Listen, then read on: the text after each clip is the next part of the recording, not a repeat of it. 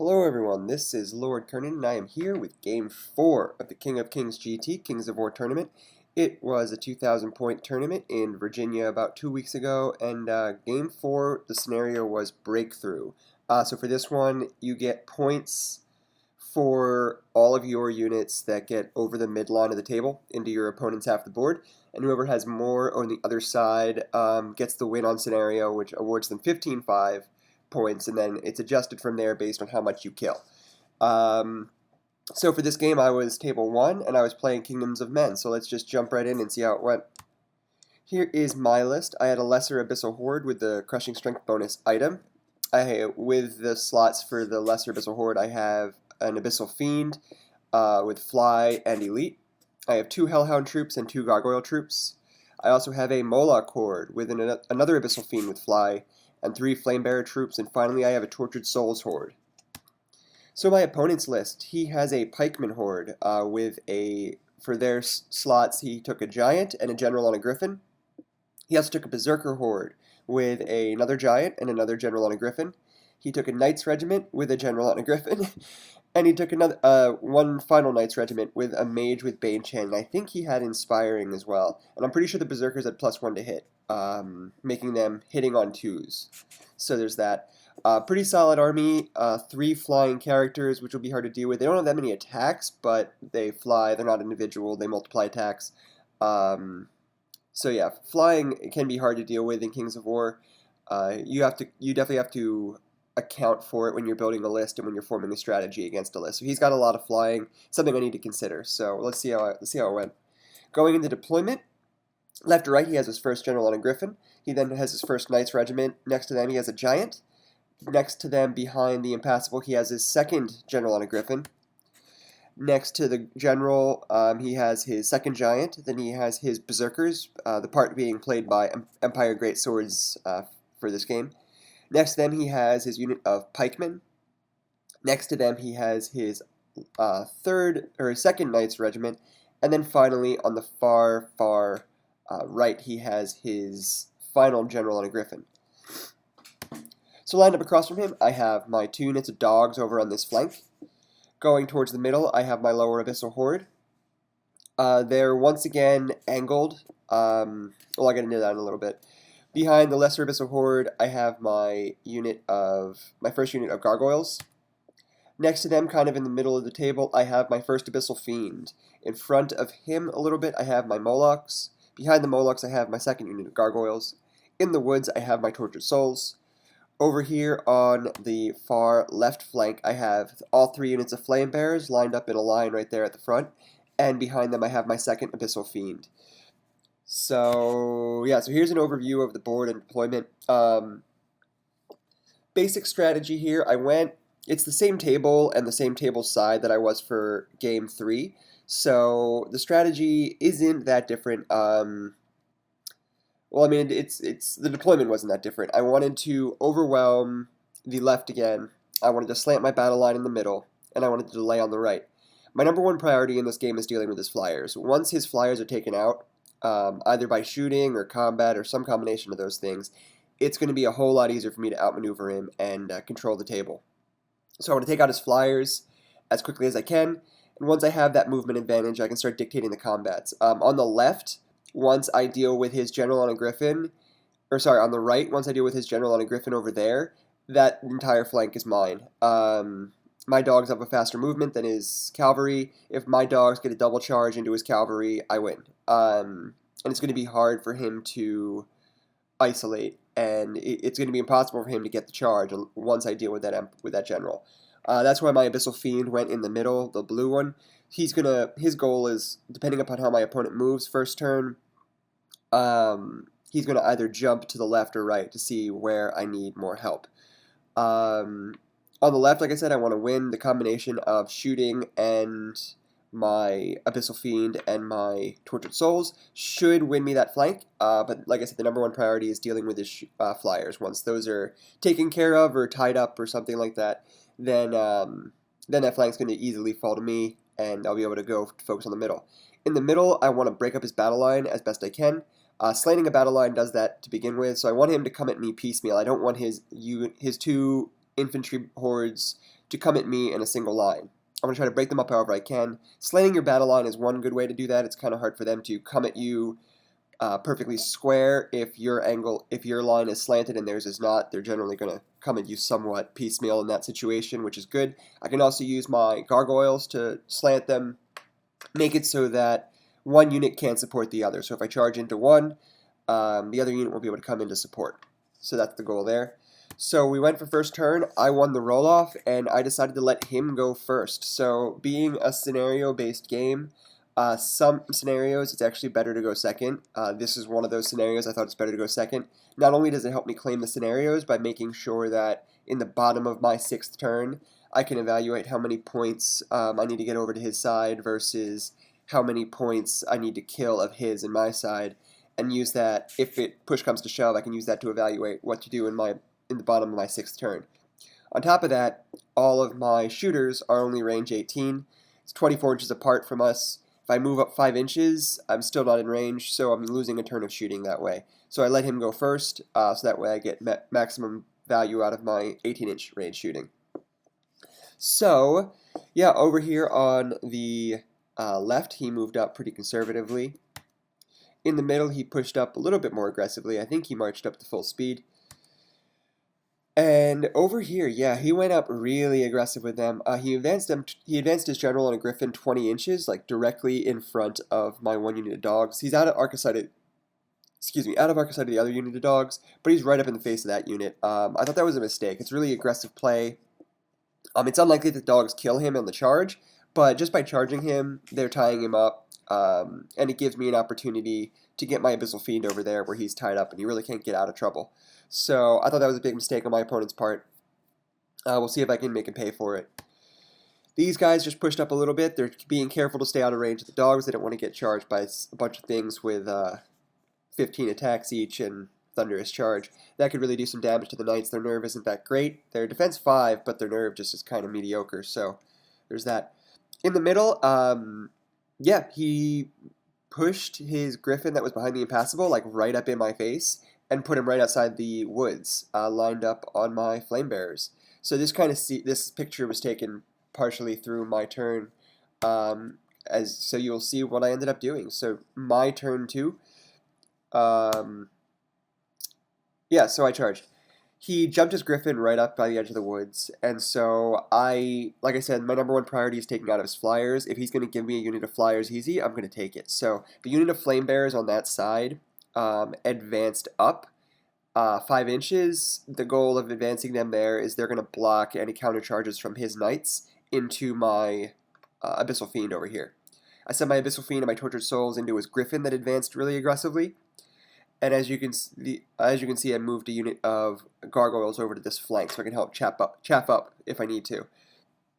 Other than that, the Flame Bearers on this side stayed still. Yep, there is a better picture of that. My middle... Oh, did I have a picture of that? Oh, no, I'll have a picture of that. So shooting did 4 wounds to the giant over here on this flank, so that was pretty good. I was kind of happy with that. Just starting to chip away at him. His nerve, once again, isn't that great. So now we're getting into the realm of if I do another wound or two, I think his waiver is like 18. So if I do another 2 wounds, then it starts to become possible for me to break him. Not very likely, but I'm just trying to get some wounds away. So yeah, in the middle, I advanced a little bit, not that aggressively. I moved my lower Abyssals up. Molochs, I think, largely stayed still. I don't think they moved. Gargoyles advanced up behind there. Over here on this flank, yeah, I ended up bringing, because he advanced his General on a Griffin up so aggressively, I was able to advance my Abyssal Fiend in such a way that I am, at the current moment, with my Abyssal Fiend, staring at the General on a Griffin, and I'm in charge range, and I'm out of his arc of sight. So I can charge him next turn. He cannot charge me unless he retreats, which is a bad play for him. I'm going to be able to easily charge him, and he won't be able to do anything about it. And if my Abyssal Fiend goes into his General on a Griffin, he's dead. Other than that, the other unit of dogs turned and faced him as well. So next turn I can get a double charge into his General. Like I said, my number one priority is dealing with him. Once that happens, this flank is mine. So there's that. So we go to combat, and Yeah, I roll real hot, and I end up doing 10 wounds to this general and a griffin, which is really high. Um, yeah, it's actually really high. So I skewed high here, and ended up getting. Actually, I think I did like 8 wounds, and I rolled. No, I think I did like I did between 8 and 10 wounds, and then I rolled the. He's on a nerve 8, or he's on a nerve 16. So at that point, I don't need much, even with his force reroll, to break him. I think I might have did like yeah, I did between 8 and 10 wounds, and then I rolled the what I needed to break him twice. So it was a pretty hot skew on my part. But yeah, I mean, I thought it was a big risk for my opponent to move him up there to begin with. It just happened to bite him a lot quicker than I thought it would. In here, this is not expected. This I expected. I killed this general and I reformed. The way I reformed, he will not be able to get his knights into my Abyssal Fiend, which was the goal. But the giant will be able to get into it, and my tortured souls wheeled to face towards his knights to countercharge them in my next turn. So we go to my opponent's turn 2. He starts off with a couple charges. His giant goes into my Abyssal Fiend. His knights go into the Flame Bearers. His other griffin goes into the other unit of Flame Bearers. His center advance, I don't have a picture of it. They advanced a little bit, not that aggressively, kind of keeping their distance a little bit.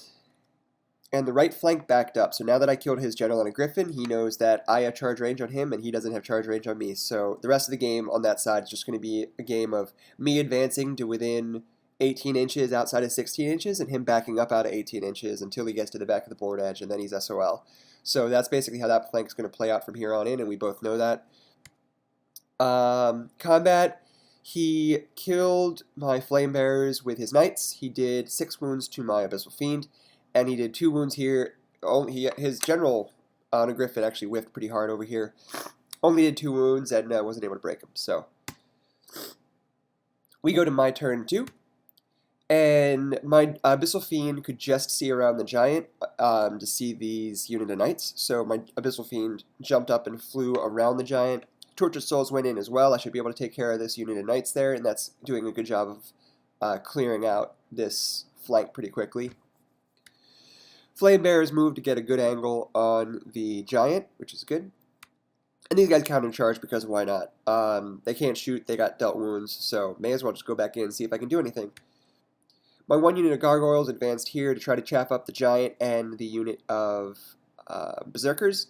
It's kind of a dual purpose here. Not only will it hopefully chaff the giant, it'll also, if he decides to go into them with the berserkers as well, it's going to stagger him. Either way, this unit of gargoyles is going to stagger his center, which is what my goal was. So there's that.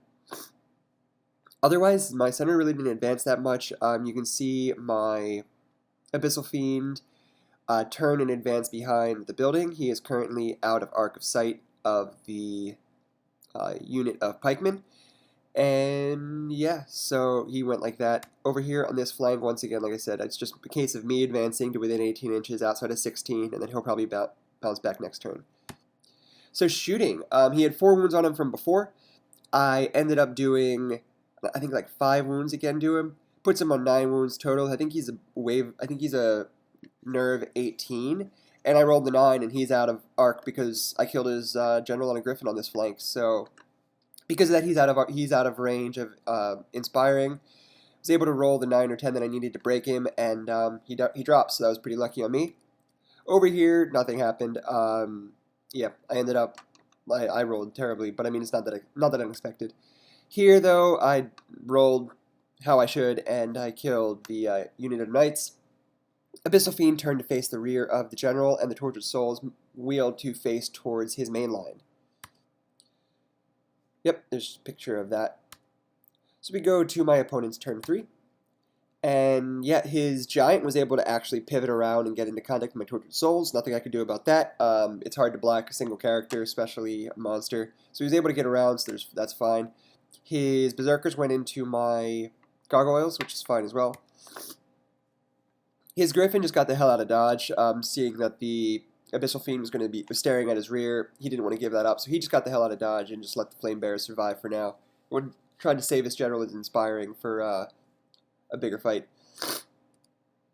Yeah, there's a picture of that. So that's going to bring his units out of alignment, as you can see here. So there's that. Over here, he just backed up again. Yeah, he's out of 18 inches again, so I can't charge. Shooting, he casts his Fireball. He has a mage, which the mage comes inherently with Fireball. He did like 1 or 2 wounds to my guy. I think he did 1 wound or something. And then he rolled that.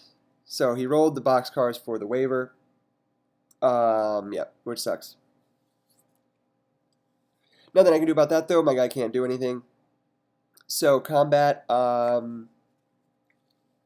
yeah, combat. He kills the gargoyles and reform. So as you can see here now, his units are out of alignment, which is exactly what I want. And then here he did 6 wounds to me with his giant and wasn't able to waver them. My Abyssal Fiend's right there, so it wasn't very likely. So my turn 3. My Abyssal Fiend goes and moves to face the rear of his general. And my Tortured Souls just move out of the way. I didn't see any need to countercharge. A much better position if I move them into position to take out his center. So that's what I did. Here, once again, I moved up. In the center, because my Abyssal Fiend was wavered, I moved up my lower Abyssals in order to block. I don't want his pikeman going into my Abyssal Fiend. I don't want him dying. You know, he's a lot of use. He's very valuable. I'd rather throw away a unit of lower Abyssals than throw away my Abyssal Fiend. So I set up my Molochs as well to countercharge. If he charges into my lower Abyssals and bounces, he's getting countercharged by all 3 of those units, and his Berserkers are being chaffed. So really not a good decision for him there. He needs to bring his units back into alignment in order to make this a fair fight again. Yep, and there's that shooting. I was able to do 2 wounds to him between the 2 units of Flame Bearers, and that was about it. So his turn 4. So his giant goes into this unit of Flame Bearers, which is fair. And this I didn't see. This was an oversight on my part. He was able to get, he was like just barely in 20 inches to the flank of this unit, which is just not good. They have a decent chance of surviving. He should do about, like, they have 6 wounds on them. He should do like 6 wounds-ish. And if he does 6, that'll put them on a 6 without a reroll. They might survive this. They might not as well, in which case that's a big shot to me. But then next turn, regardless, his general on a griffin is dead from my Abyssal Fiend. So yeah, these guys, he didn't take the charge, which is a smart decision. Instead, he just kind of sat there. He started to bring his Berserkers up into alignment. They're not perfectly aligned yet. I think he was trying to stay out of charge and set up counter charges if I bounce off his pikemen, since pikemen are really good at taking the charge. They have phalanx and they have ensnare, so they're pretty hard to deal with if you charge them. I think he was trying to set up some counter charges with that, so that's why his Berserkers hung back, which is fair. And yeah, there's that. So combat. So 2 things happened in this combat. First of all, he rolled crazy. He's got 12 attacks. He ended up doing 8 wounds, so he hit pretty hot. I don't think he failed to wound once. And yeah, he ended up putting me on 14 wounds. Then he rolls Waver, and he rolls a 3. Or then he rolls his nerve check, and he rolls a 3. So these guys can't be wavered, and their nerve is 18. So a 3 isn't going to be enough. That puts them at 17, not 18. They're fine. They can act however they want next turn. So on the one hand, he rolled hot to wound. On the other hand, he rolled crap for his nerves. So all things considered, I'll take it. It's as good as anything for me at this point, which is great. Over here, the giant kills the Flame Bearers as expected. And we go to my turn 4. So this Flame Bearers, they don't charge. He was out of arc of sight. I just pivoted and moved up in his face so he can't charge around into my Abyssal Fiend. Here in the center, my Molochs goes into the flank and my Abyssal Fiend goes into the front. So yeah, that unit should be dead. Berserkers don't take a hit very well, but they do dish one out pretty well. So I'm glad I was able to get the charge on them using my superior range. So as long as I don't roll Snake Eyes here, this unit should be gone next turn, which is good. And my general goes into the flank of, or my Abyssal Fiend goes into the flank of his general. These guys just move up. I align my battle line, so if he charges either one of my units with his pikemen, I am set up to countercharge, which is right. My gargoyles here in the middle, I haven't needed them again yet, so I still have them to use in the worst case scenario, but I really don't see the need to use them in the middle anymore. I have the advantage pretty solidly here, so I shouldn't need that. Combat here, well, I made up for him rolling a 3 for break check by doing an absolute ridiculous number of wounds on his general, and I think I did like 20 something. And then I rolled this for his nerve check, so his general is still alive.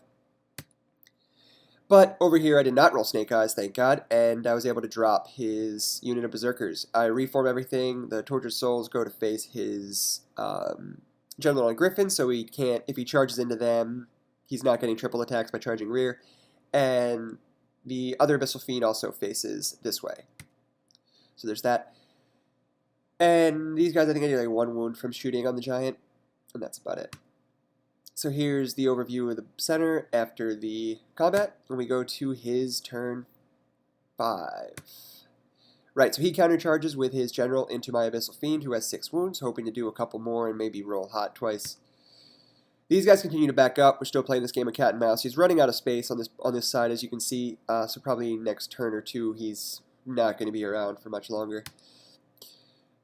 Shooting his, he cast Fireball at the Tortured Souls. He did 3 wounds to them.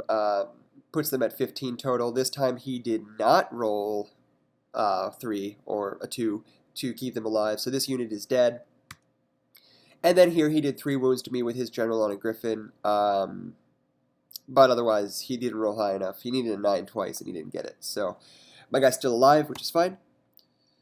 He actually didn't even waver me. And then here in combat, he kills my Flame Bearers with his giant, as expected. So we go to my turn 5. Yeah, so my Abyssal Fiend that was fighting his general could see around him again. Could see around his general on a Griffin and see the flank of his unit of pikemen. So I charged into the flank. Ensnare doesn't work to the flank, neither does Phalanx, so I have a decent chance there. The other Abyssal Fiend charges into the flank of his general on a Griffin. Pretty good chance of dealing it. As you can see, he has like 18 wounds on him. His nerve's only 16, so I just need to do 1 wound and not roll Snake Eyes again. And that general's dead, which is good. Yes, there's that. So over here, it got to the point where he keeps backing up, and I really want to get the points for this unit. So I put this unit of gargoyles up here. The idea is, part of the ranking of this tournament is based on how much you kill. His unit of knights really doesn't do much to stay alive, and he knows this. This is going to be a 20 regardless of what happens. Those knights staying alive don't help him at all. Well, actually, it might get him like 1 or 2 battle points. It's not going to be a huge impact, though. So I figured I'd throw him this unit of gargoyles, give him some points, give him a chance to still get best general for killing the most, and yeah, and then in return I get his unit of knights. I just put them up there to be like, hey, you know, here's free points. If you want to go for best general, this is your best chance at getting a few extra points to do that. So I did that. I threw that unit away for that. Combat here, I did like 18 wounds, and then I needed 5 to break them, so that unit died. Yeah. And then over here I did the 1 wound to his general. I didn't roll Snake Eyes again, so his general dies. And yeah, there's a better picture of that. So we go to his turn 6. He does take the charge into his gargoyles, that I was offering up there. It's just going to be a unit trade. I end up a little bit better off than that, but he's out of the running for best overall at this point since, the game is going so well for me. So if he wants to go for best general, since if I win best overall, I can't win best general.